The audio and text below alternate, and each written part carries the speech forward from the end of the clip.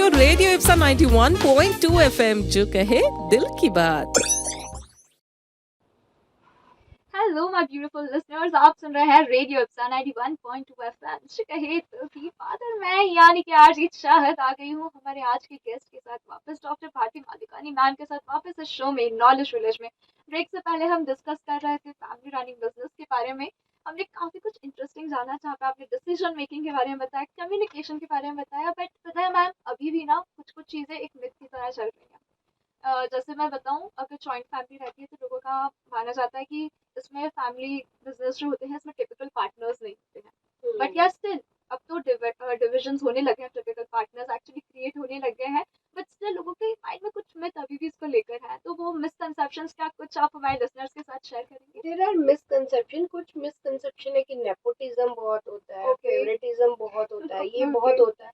और mostly family business के disputes के कारण भी यही होते हैं कि दे फाइंड इट कि फेवरेटिज्म बहुत हो रहा है। राइट। इसका फिर एक ही सॉल्यूशन है कि we should have proper governance structure, जहाँ पे एडवाइजरी काउंसिल हो, फैमिली एडवाइजरी काउंसिल होती है, फैमिली मीटिंग्स होती है, जहाँ पे चीजों को क्लियर करें। तो ये होना जरूरी है।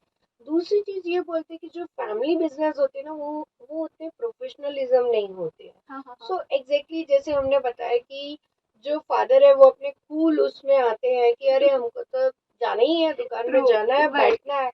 बट धीरे धीरे if you will integrate with education, they know that how to talk, how to carry yourself, वो ज्यादा इम्पोर्टेंट है। अगर हमें मीटिंग में जाना है तो हमें कैसे जाना है, अगर हमें कस्टमर के साथ डील करना है तो हमें कैसे डील करना है।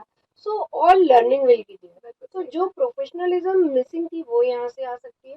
दूसरी एथिक्स, जो कुछ पुराने बिजनेस है, अरे हम तो ऐसे ही करते हैं, तो दे डोंट फॉलो एथिक्स। जो एथिक्स जो रहती है ना, वो मोस्ट इम्पोर्टेंट थिंग रहती है, जो आपको आगे के लिए सस्टेन करती है।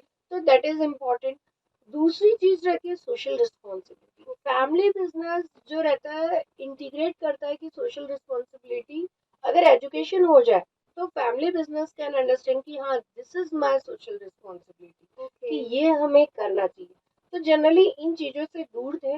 नेपोटिज्म बहुत कॉमन था, प्लस प्रोफेशनलिज्म और एथिक्स नहीं थे। और उस सोसाइटी के टुवर्ड्स वो इंक्लिनेशन नहीं था। जो एजुकेशन के बाद उनको लगा नहीं, प्लास्टिक नहीं यूज करनी है, ग्रीन प्लांट लगाने हैं, हाइजीन और इन सब का भी एटमॉस्फेयर में प्रॉपर केयर रखना है, एंड ऑल दिस।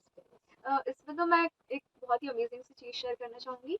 पहले के टाइम पे क्या आपको ये याद है कि इंडस्ट्रीज के ऊपर इस चीज का केस लगता था कि तुमने इतना ज्यादा एयर पॉल्यूशन करा है, राइट? अब तो वो केस स्टोरीज भी सुनने को नहीं मिलती है। वो इसलिए क्योंकि अब एक तो इंडस्ट्री हैज डन मैंडेटरी, वो उन्हें इंडस्ट्री पॉल्यूशन कंट्रोल बोर्ड से they have to take certificate. So once they will get education, they are very clear about कि before they have to get this kind of certificate and they have to follow the norms. तो ये आपको education है जो आपको यहाँ तक लेके आती है कि you have to do this. Wow, that's really nice. तो हाँ, एजुकेशन एक्चुअली काफी बेनिफिशियल अगर आप सीख लेते हो तो। और जैसा आपने नेपोटिज्म में बताया ना, तो अब वो लॉजिक नहीं चलता कि ये दादाजी का लाडला पोता है, ये संभालेगा बिजनेस। जिसके पास स्किल होगी वो संभालेगा। बिल्कुल, ये बात तो बहुत सही बताई आपने। हालांकि इसकी यहाँ पे जो नेक्स्ट बहुत ही इंपॉर्टेंट चीज मैं आपसे जानना चाहूंगी, that is about the skills and knowledge. जो मुझे लगता है, जैसा आपने बताया कि जनरेशन वाइज पहले ऐसा होता था कि बस मीटिंग जैसा कुछ है नहीं, हमें मिलना है, बात पक्की करनी है, डील हो जाएगी। बट अब टिपिकली मीटिंग्स करी जाती हैं, जो आगे की जनरेशन है वो बिलीव करती है कि जब फॉर्मल मीटिंग होती है चीज़ें ज़्यादा सॉर्टेड रहती है। तो आपको क्या लगता है कि ऐसी और क्या स्किल्स हैं जो एक्चुअली फैमिली बिजनेस जो ओनर्स हैं या उसके जो मेंबर्स हैं, उनको ये अपने अंदर डेवलप कर लेनी चाहिए विद टाइम, अगर सस्टेन करना चाहते हैं? Most important thing, leadership skill. Okay. Leadership skill is one of the important thing जो लोगों में होनी चाहिए। और ये समझना चाहिए, leader doesn't mean that they should be dictator. Right.